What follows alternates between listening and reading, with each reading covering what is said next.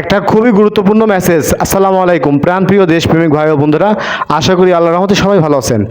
আজকে একটা খুবই গুরুত্বপূর্ণ মেসেজ আপনাদের দ্বারা দিয়ে যাচ্ছি, প্লিজ ভিডিওটি মনোযোগ সহকারে শুনুন। আপনারা জানেন বাংলাদেশের বিভিন্ন সীমান্ত থেকে অলরেডি বাংলাদেশের অনেক ভারত থেকে অনেক মানুষ প্রবেশ করেছে। এদের ভিতরে সবাই নাকি বাংলাদেশি নাগরিক। এজন্য বিজিবি তাদের হেফাজতে নিয়ে নানান ধরনের জিজ্ঞাসাবাদ করছে। আমাদের প্রশ্ন হচ্ছে, দেখেন ভারত কিন্তু নানান ধরনের ষড়যন্ত্র করছে বাংলাদেশ নিয়ে, এটা অস্বীকার করার কোনো সুযোগ নেই।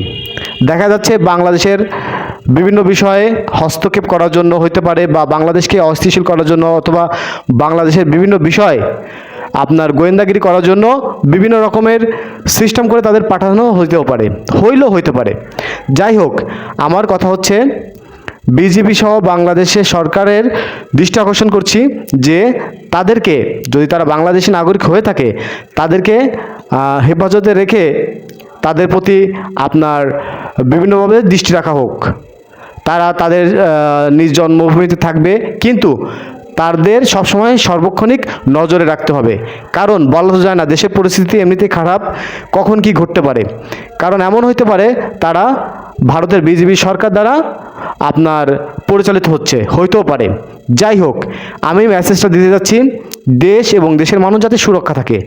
আপনারা যদি এতে সহমত পোষণ করেন এবং আপনারা দেশ ও দেশের মানুষকে ভালোবাসে থাকেন, তাহলে অবশ্যই ভিডিওটা শেয়ার করবেন এবং কমেন্টে আপনার মূল্যবান মতামতটি জানাবেন।